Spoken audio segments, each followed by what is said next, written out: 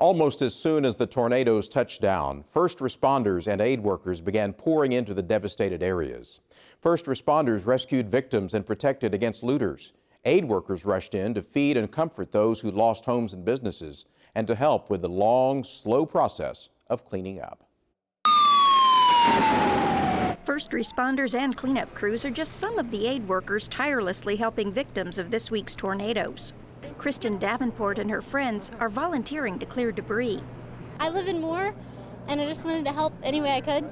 We were cleaning up the cemetery on 4th Street. Before anyone can help remove debris, work on power lines, or help homeowners salvage what they can, they must first patiently endure miles of traffic jams. It's devastating. I mean, I drive down these streets every day, and now you can't even get down them because there's just so much stuff everywhere. In this neighborhood, about the only thing left standing is the entrance sign. Beyond it, as far as the eye can see, mounds of splintered wood and twisted metal that used to be homes and vehicles. Insurance claims adjusters are fanning out through the neighborhoods to assess damage. Many homes and vehicles are a total loss, but others can be repaired or rebuilt. To make the claims process easier, insurance companies set up dozens of booths in the parking lot of the Moore First Baptist Church. Here, storm victims can line up to see their company's representatives. My house is gone. We can't get within 4 miles of it yet because of all the roadblocks and all the stuff that's going on. Robin Clifford is one of hundreds of tornado victims getting the claims process started. In some cases, victims can get emergency payouts to cover immediate expenses. They're going to help me out. I need to get into an apartment. My house is not livable. Storm victims are asked to bring policies when possible, as well as estimates of the value of their home, its contents, and any vehicles that were damaged or destroyed. But having a policy in hand isn't mandatory. Adjusters can pull up information on computers if victims don't have the paperwork or insurance cards. Matt Walters of USAA has another bit of advice, especially for those who haven't lost everything. Make temporary repairs when it's safe to do so, and keep your receipt so that we can use that as part of the claims process.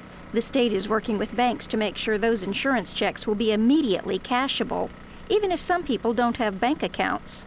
Mick Thompson is Oklahoma's bank commissioner. And then we've asked all of our banks to accept the checks without putting a hold on them. And if they don't have an account, then they can open an account and the bank will give them a debit card, and that way they have access to cash immediately. HUD put a 90-day moratorium on foreclosures in the area, and FHA lender insurers are asked to issue insurance payouts as single-party checks, so homeowners can cash them without delay. Just down from the insurance booths, the Oklahoma Baptist Disaster Relief Team has mobile kitchens preparing thousands of hot meals a day for victims and first responders. With us and Salvation Army and Red Cross, we believe that people need to have a hot meal because they eat snacks and they're just, getting little things along. And so we try to come in and provide them at the spot where they're cleaning up their debris a hot meal, a well-balanced meal of meat and 2 vegetables and dessert and a cold drink. Sam Porter says cooking and feeding operations are a cooperative effort between relief agencies. As soon as food is cooked, it's put into red hot boxes and loaded onto caravans of Red Cross trucks for delivery. Early in the week we're doing 10,000, but we feel like we'll probably be up to about 40,000 meals a day before the end of the week. That's a lot of food. That's a lot of food. That's 2 semi-truck fulls a day.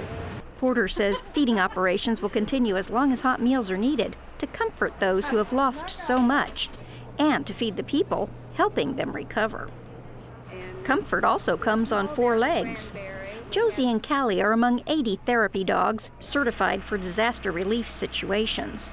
To service the victims and the responders both. Just give them a little comfort, a little relief from the stress that they're going through. Medical studies have shown that the dogs reduce the heart rate and bring down people's blood pressure, so it's therapeutic medically speaking. Emotionally, it just helps people realize that life still goes on. It gives them something to smile about if they've lost everything. It just lets them release those worries onto the dog, and it's very comforting. Therapy dogs are also visiting temporary housing sites for tornado victims and first responders, like Walker Tower on the OU campus. We're currently providing temporary housing for about 300 people that were affected by the Moore tornado, and also we currently have about 300 first responders from surrounding areas that we're also providing temporary housing for.